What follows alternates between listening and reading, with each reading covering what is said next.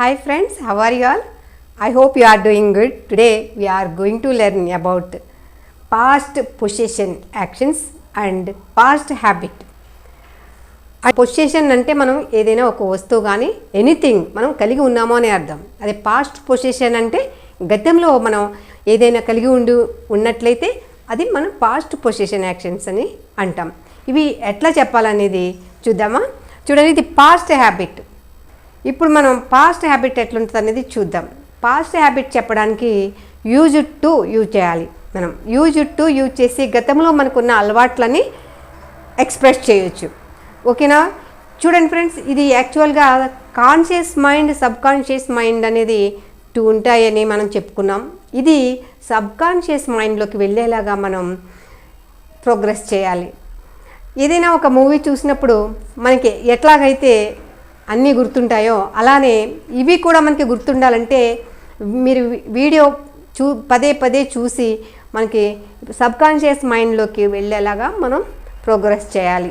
ఓకేనా ఫ్రెండ్స్? చూడండి, ఇది ఎలా వస్తుందో చూద్దామా. I use to read books. నేను బుక్స్ చదివేదాన్ని. అప్పుడు ఈ యూజ్ టు అనేది ఎప్పుడైతే యూజ్ చేసామో అప్పుడు చేసేవాళ్ళము, ఇప్పుడు చేయట్లేదు అనే మీనింగ్ వచ్చేస్తుంది. ఓకేనా ఫ్రెండ్స్? చూడండి, పాస్ట్ హ్యాబిట్ చెప్పడానికి యూజ్ టు యూజ్ చేస్తాము, అలాగే వుడ్ కూడా యూజ్ చేస్తాము. అయితే వుడ్ యూజ్ చేసామంటే మనం ఇప్పుడు చేయట్లేదు అనే మీనింగ్ అయితే రాదు. ఎప్పుడు చేసేవాళ్ళమో ఒక టైం అయితే అక్కడ మెన్షన్ చేస్తాం. అదే యూజ్ టు యూజ్ చేసామంటే ఇప్పుడు చేయట్లేదు, అప్పుడు చేసేవాళ్ళము కానీ ఇప్పుడు చేయట్లేదు అనే మీనింగ్ వచ్చేస్తుంది. ఓకేనా ఫ్రెండ్స్? చూడండి, వీ యూజ్ టు ప్లే. మేము ఆడేవాళ్ళము అప్పుడు. You use to eat sweet. నువ్వు స్వీట్ ఎక్కువ తినేవాడివి, తీపి తినేవాడివి అనే మీనింగ్ వస్తుంది. He use to dance. అతను డ్యాన్స్ చేసేవాడు, ఇప్పుడు చేయట్లేదు అనే meaning. She use to cry. ఆమె ఏడ్చేది, ఆమె చిన్నప్పుడు ఏడ్చేదేమో, ఇప్పుడు ఏడవట్లేదు. It use to bark. The dog use to bark. ఆ కుక్క మురిగేది. They use to play. వాళ్ళు ఆడేవారు, వాళ్ళు ఆడుకునేవారు అనే బాల్యంలో ఉంటుంది కదా, చైల్డ్హుడ్లో వాళ్ళు ఆడేవారు. Raju use to study. Raju చదువుకుంటూ ఉండేవాడు,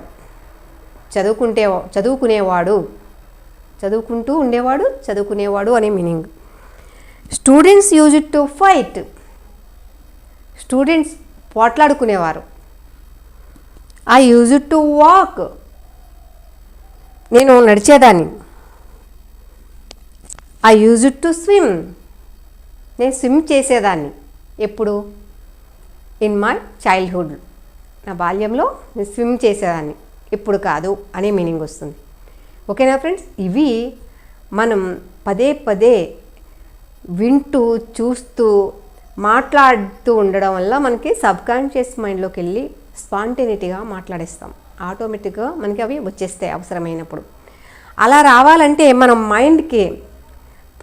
మైండ్ని ప్రోగ్రెస్ చేయాలి. ఈ సబ్ కాన్షియస్ మైండ్లోకి వెళ్ళేలా మనం ప్రోగ్రెస్ చేయాలి. చూడండి, ఇవి మన ఫ్రెండ్స్ గురించి, మన ఫ్యామిలీ మెంబర్స్ గురించి, రిలేటివ్స్ గురించి మనం రిపీట్ చేసుకుంటూ ఉండాలి మైండ్లో. పైకి ఏమీ అనొద్దు. మైండ్లో హీ యూజ్ టు ప్లే, మైండ్లో అనుకోవాలి. He use to play. She use to fight. ఆమె పోట్లాడేది. She use to watch movies. ఆమె మూవీస్ చూస్తుండేది. ఇలా మన ఫ్రెండ్స్ గురించి, రిలేటివ్స్ గురించి, అందరి గురించి మన మైండ్లో అనుకుంటూ ఉన్నామంటే ఆటోమేటిక్గా ఇది మనకి సబ్ కాన్షియస్ మైండ్కి వెళ్ళిపోయి మనకు కావాల్సినప్పుడు ఈజీగా మాట్లాడేస్తాం. ఓకేనా ఫ్రెండ్స్? ఇది ప్రాక్టీస్ చేయండి మంచిగా. పాస్ట్ పొసెషన్ మనం లాస్ట్లో పాస్ట్కి సంబంధించినవి ఏం చెప్పుకున్నాం చెప్పండి? Truth, description and position. Position అంటే ఎక్కడున్నాము, ఏ ప్లేస్లో ఉన్నాము, ఆ పలానా ఇయర్లో ఎక్కడున్నాము అనేది చెప్పడం పొజిషన్ అవుతుంది. అలాగే ట్రూత్ అంటే ఐ వాజ్ ఏ స్టూడెంట్. నేను ఒక స్టూడెంట్ని అప్పుడు, ఇలా ఇది truth. Description, I was a clever student, నేను ఒక తెలివైన విద్యార్థిని. ఇది ఎప్పుడైతే నౌన్ని మనం వివరించి చెప్తామో అది డిస్క్రిప్షన్ అవుతుంది. ఏదైనా ఒక వస్తువుని కానీ పర్సన్ని కానీ ప్లేస్ని కానీ మనం వివరించి చెప్తున్నామంటే అది డిస్క్రైబ్ చేసి చెప్తున్నామంటే అది డిస్క్రిప్షన్లోకి వస్తుంది. ఇవి మనం లాస్ట్ వీడియోలో చెప్పుకోవడం జరిగింది. అలాగే ఇప్పుడు పాస్ట్ హ్యాబిట్, పాస్ట్ పొజిషన్ గురించి చెప్తున్నాం. ఓకేనా ఫ్రెండ్స్, ఇప్పుడు పాస్ట్ హ్యాబిట్స్ ఎలా చెప్పాలనేది మీకు అర్థమైంది కదా. I use to read books, నేను అలవాటుగా ఒకప్పుడు నేను బుక్స్ చదువుతూ ఉండేదాన్ని. వి యూజ్ టు ప్లే, మేము ఆడుకునేవాళ్ళం. చిన్నప్పుడు మనం అందరం కలిసి ఆడుకునేవాళ్ళం అని చెప్పడానికి ఒకప్పుడు ఆడుకునేవాళ్ళం. వి యూజ్ టు ప్లే, మేము ఆడేవాళ్ళము. You use to eat sweet, నువ్వు స్వీట్ తినేవాడివి. షీ యూజ్ టు క్రై, ఆమె ఏడ్చేది. అలవాటుగా ఏడుస్తూ ఉంటారు కదా కొందరు చిన్నప్పుడు, అలా. షీ యూజ్ టు క్రై, ఆమె అప్పుడు ఏడ్చేది. ఇట్ యూజ్ టు బార్క్, అది మురిగేది. The dog use to bark, ఆ కుక్క మురిగేది. ఇప్పుడు మొరగట్లేదు అని అర్థం అనమాట. అదేవిధంగా చూడండి, రాజు యూజ్ టు స్టడీ, రాజు చదువుతుండేవాడు.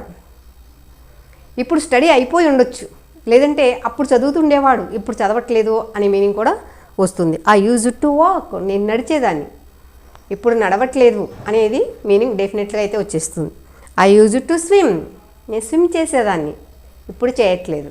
అది when I use to swim when I was young, నా చిన్నప్పుడు. When I was young I use to swim, నా చిన్నప్పుడు నేను స్విమ్ చేసేదాన్ని.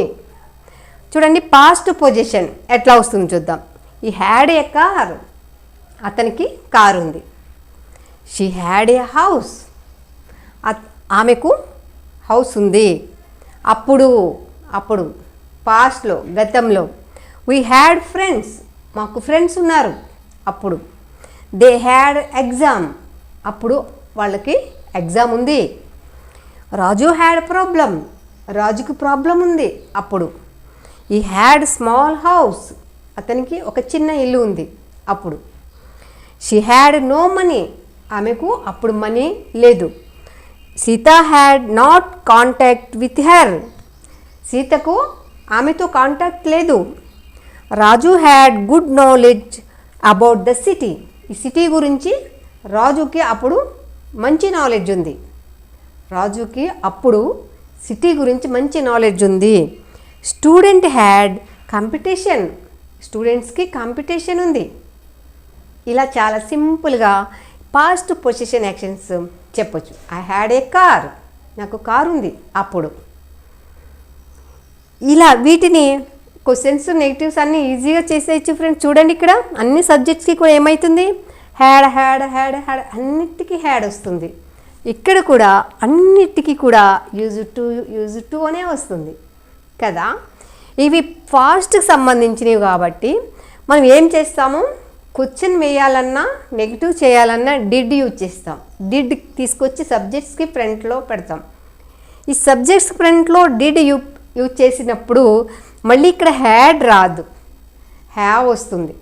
హ్యాడ్ రాకూడదు, ఎందుకంటే టూ పాస్ట్ వర్డ్స్ ఒకే సెంటెన్స్లో ఉండకూడదు కాబట్టి. మనం ఇక్కడ మళ్ళీ డిడ్ యూజ్ చేసామంటే ఇక్కడ హ్యావ్ వస్తుంది, హ్యాడ్ రాదు. ఇది గుర్తుపెట్టుకోండి. ఒక్కటి చూద్దామా. చూడండి, ఈ హ్యాడ్ ఏ కార్, ఇక్కడ చేద్దాం. హీ హ్యాడ్ ఏ కార్ అన్నాం. క్వశ్చన్ వేయాలంటే did he have a car, did he have a car అని వచ్చేస్తుంది. Did he have a car, he didn't have a car. Negative చేయాలంటే he didn't have a car. అంతే. అన్నిటికీ మీరు ఇట్లాగా question form and negative form create చేయండి. Tenses అయితే ఉన్నాయో అన్నిటికీ కూడా ఇలా క్వశ్చన్ ఫామ్ నెగిటివ్ ఫామ్ మీరు క్రియేట్ చేయండి.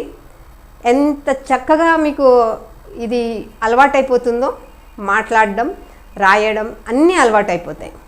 ఓకేనా ఫ్రెండ్స్, మీరు ఇమాజిన్ చేసుకోవాలి. చదవడం రాయడం అనేది దృష్టికి పెట్టకుండా ఇమాజిన్ చేసుకుంటూ మైండ్లో క్రియేట్ చేయండి, మైండ్లో క్వశ్చన్స్ వేయండి, మైండ్లో అనుకోవాలి. చూడండి, she had a house. Did she have a house? She didn't have a house. He had a car. He have a car. He didn't have a car. అతనికి కార్ లేదు. She had a house. Did she have a house? She didn't have a house. They had exam. Did they have exam? They didn't have exam. Didn't they have exam? He had a small house. Did he have a small house? He didn't have a small house. Didn't he have a small house? మీరు ఇలాగ మైండ్లోనే అడగేసేయాలి, మైండ్లోనే prepare కావాలి. రాయడం చదవడం కంటే మీరు ఎప్పుడైతే మైండ్లో imagine చేసుకుంటూ ఆ పిక్చర్ని కళ్ళ ముందుకు తెచ్చుకొని ఇమాజిన్ చేసుకుంటారో ఆటోమేటిక్గా ఇది వెళ్ళి సబ్కాన్షియస్ మైండ్లో కూర్చుంటుంది. అప్పుడు మీరు స్పాంటేనిటీగా మాట్లాడేస్తారు, సింపుల్గా మాట్లాడేస్తారు. There is no any translation, there is no memorisation, there is no any memorisation, there is no any translation.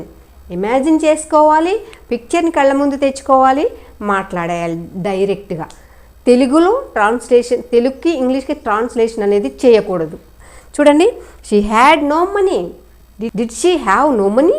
She didn't have no money. Didn't she have no money? Sita had not contact with her. Did Sita have not contact with her? She didn't have contact with her. She didn't have contact with her. Sita didn't have contact with her.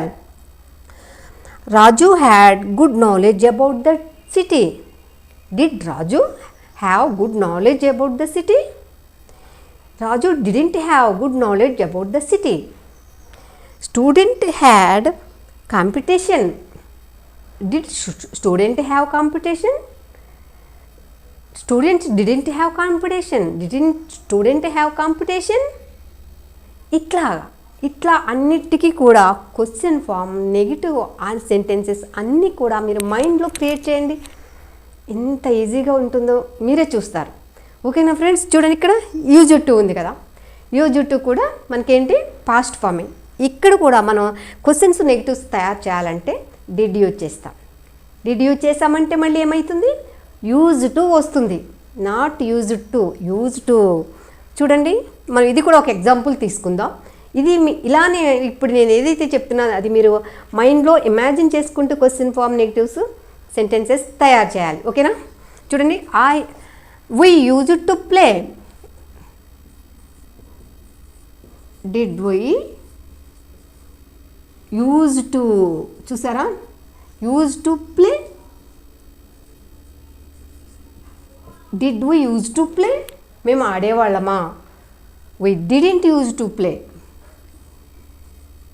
We didn't used to play.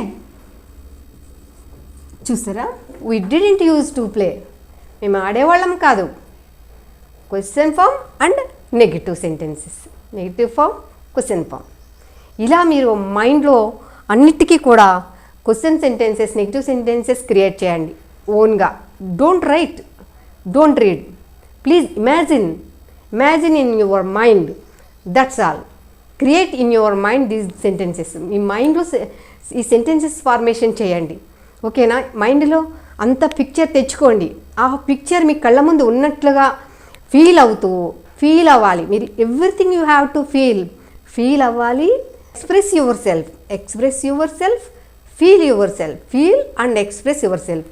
ఇది ఉన్నప్పుడు ఇవి మైండ్లోనే create చేసేసుకుంటూ questions and negatives create చేసుకుంటూ ఉంటే మీకు బాగా అలవాటు అవుతుంది. ఇవన్నీ సబ్కాన్షియస్ మైండ్లోకి వెళ్ళి ఈజీగా మీరు మాట్లాడగలుగుతారు. ఓకేనా ఫ్రెండ్స్? ఇంతవరకు సబ్స్క్రైబ్ చేసుకునే వాళ్ళందరికీ మెనీ థ్యాంక్స్. ఇంకనూ మీరు సబ్స్క్రైబ్ చేసుకోనట్లయితే ఇప్పుడే సబ్స్క్రైబ్ చేసుకోండి. మీకు ఇది బాగా అర్థమైందని నేను అనుకుంటున్నాను. If you like this video, please like, share, subscribe. Thank you.